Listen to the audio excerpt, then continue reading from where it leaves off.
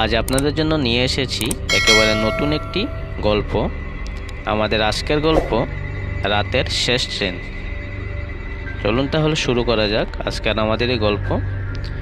বছরের শেষ শীতের রাত। রাত তখন প্রায় 12:30। অনিক ছিল অফিসের কাজ শেষ করে বাড়ি ফেরার পথে।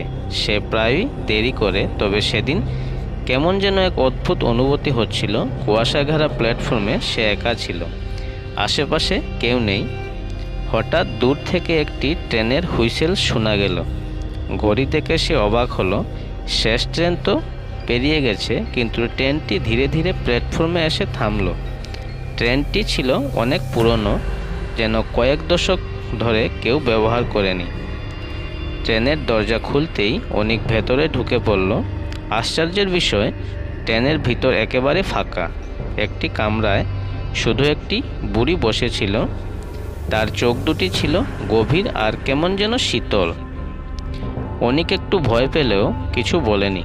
ট্রেন ছেড়ে দিল, কিন্তু কিছুক্ষণ পরেই সে টের পেল ট্রেনটি যেন একটি অসীম অন্ধকারের মধ্যে যাচ্ছে। কোনো স্টেশন নেই, কোনো আলো নেই। বুড়ি ধীরে ধীরে তার দিকে এগিয়ে আসতে লাগলো। তার কণ্ঠ থেকে ভেসে আসছিল ফিসফিস করে বলা কিছু কথা, যা স্পষ্ট শোনা যাচ্ছিল না। অনেক ভয়ে পাথর হয়ে বসে রইল। বুড়ির কাছে এসে বলল, তোমার সময় শেষ। তুমি এ ট্রেন থেকে নামতে পারবে না। এই ট্রেন জীবিতদের জন্য নয়। অনিক দৌড়ে দরজার কাছে গেল, কিন্তু দরজা বন্ধ। হঠাৎ ট্রেনের ভেতরকার বাতিগুলি জ্বলে উঠল। সে দেখল কামরাগুলোতে সারি সারি মৃতদেহ বসে আছে। তারা সবাই তাকে তাকিয়ে আছে। পরদিন সকালে স্থানীয় পত্রিকায় খবর এলো, মধ্যরাতের ট্রেনে অদ্ভুত মৃত্যুর রহস্য। কিন্তু কেউ জানতো না সেই ট্রেন কোথা থেকে আসে বা কোথায় যায়, এবং সেই ট্রেনটি আবার দেখা যায়নি। অনিকও আর বাড়ি ফেরেনি। অনিক ট্রেনের দরজায় দাঁড়িয়ে পাগলের মতো টানতে লাগলো, কিন্তু দরজা যেন পাথরে বাঁধা। ভয়ে তার শরীর জমে যাচ্ছিল। পেছন থেকে বুড়ির শীতল গলায় আবার শব্দ এলো, তোমার সময় শেষ। এখানে থেকে যাও। আশপাশের মৃতদেহগুলো ধীরে ধীরে জীবন্ত হয়ে উঠতে লাগলো। তাদের ফাঁপা চোখ থেকে রক্ত গড়িয়ে পড়ছিল। তাদের ঠোঁট থেকে ভেসে আসছিল অদ্ভুত ফিসফিসানি। অনিক হাত পা ছুঁড়ে বাঁচার চেষ্টা করছিল। হঠাৎ কামরায় আলো আবার নিভে গেল, এবং ঘন অন্ধকারে শুধুই মৃতদেহ নিঃশ্বাসের শব্দ শোনা যাচ্ছিল। 2 মিনিটের মধ্যে স্থবিত হয়ে থাকা অন্ধকারের পর হঠাৎ ট্রেনটি থেমে গেল। দরজা খুলে গেল, কিন্তু বাইরে কোনো স্টেশন নেই, শুধু এক গভীর বন। অনিক জানত না কি করবে। সে ভয়ে দরজার দিকে তাকিয়ে দেখল বাইরে থেকে কেউ একজন দাঁড়িয়ে আছে। তার চেহারা ধোঁয়াটে, কিন্তু চোখ দুটি জ্বলজ্বল করছে। সে হাত বাড়িয়ে বলল, এসো, বাইরে এসো। অনেক সাহস করে বাইরে বেরোলো। ট্রেনটি হাওয়ার মতো উধাও হয়ে গেল। চারিদিকে শুধু বিশাল গাছ, অদ্ভুত কুয়াশা। লোকটি বলল, তুমি ভাগ্যবান, ট্রেনের থেকে পালাতে পেরেছ, কিন্তু এখানেও তুমি নিরাপদ নও। এখানে তোমার জন্য অপেক্ষা করছে অন্য কিছু। লোকটি আরও বলল, তোমাকে আগে বলিনি, আমি এই জায়গাতে নতুনদের পথ দেখাই। যারা ট্রেন থেকে পালায় তাদের জন্য একটা পরীক্ষা থাকে। তুমি যদি পরীক্ষায় পাশ করতে পারো, তবে তোমার আত্মা মুক্তি পাবে, আর যদি না পারো, তবে চিরকালেই বনেই আটকে থাকবে। অনেক ভয়ে স্তব্ধ হয়ে জানতে চাইল, পরীক্ষাটা কি? লোকটি কিছু বলল না। তার পরিবর্তে চারিদিকে আকাশ থেকে যেন অদ্ভুত সব ছায়ামূর্তি নামতে লাগলো। তারা ক্রমশ এগিয়ে এলো। প্রত্যেকটি ছায়ার মুখে একটি ভৌতিক হাসি।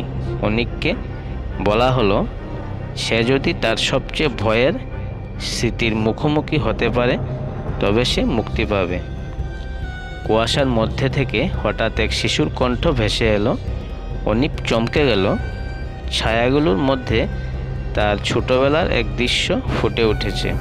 তার এক বন্ধুকে সে একবার ঝগড়ার সময় ধাক্কা মেরে ফেলে দিয়েছিল। সেই বন্ধুটি আহত হয়ে মারা গিয়েছিল সেদিন।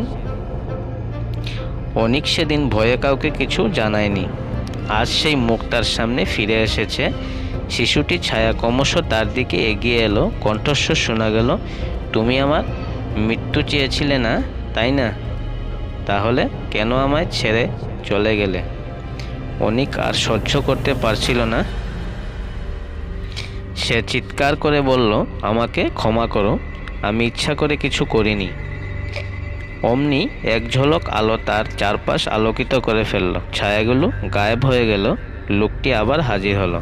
সে বলল, তুমি তোমার দোষ স্বীকার করেছ, তোমার আত্মা মুক্ত। যাও, আর কখনো এই পথে পা দিও না। এক মুহূর্তের মধ্যেই অনিক নিজেকে তার বাড়ির দরজার সামনে দেখতে পেল।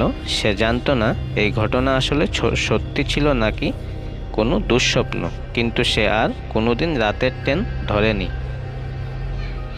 অনিক বাড়ির দরজায় দাঁড়িয়ে হাঁপাচ্ছিল। মনে হচ্ছিল সে যেন কয়েক ঘন্টা ধরে দৌড়াচ্ছে, কিন্তু তার মনের মধ্যে বারবার একটাই প্রশ্ন ঘুরছিল, এই ঘটনা কি সত্যি ছিল নাকি দুঃস্বপ্ন? বাড়ির দরজা খুলতেই তার মা এসে জিজ্ঞাসা করলেন, এত দেরি হলো কেন? তুমি ঠিক আছো তো?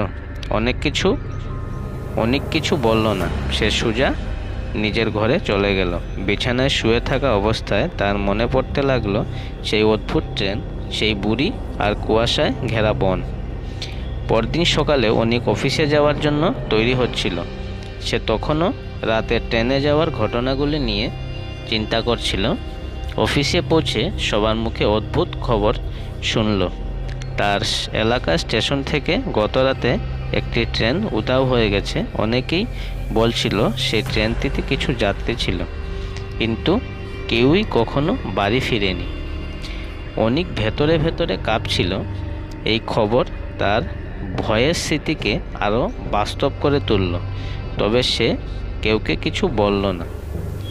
অনেক দিনটুকু কোনো রকমে কাটিয়ে রাতে বাড়ি ফেরার সময় অদ্ভুত এক অনুভূতি পেল। মনে হচ্ছিল কেউ তাকে অনুসরণ করছে। চারপাশ তাকিয়ে সে কিছু দেখতে পেল না, তবে প্রতিটি পদক্ষেপে একটি হালকা রেলগাড়ির শব্দ শুনতে পাচ্ছিল।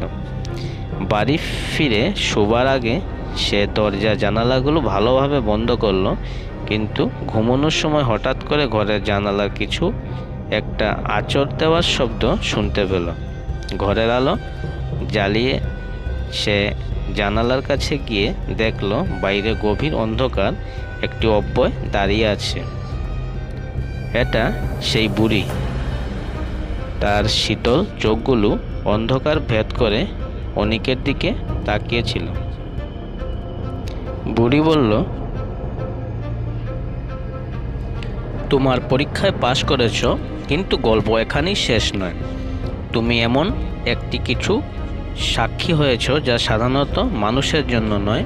তোমাকে এখন সত্যের মুখোমুখি হতে হবে। অনেক ভয়ে থরথর করে কাঁপছিল।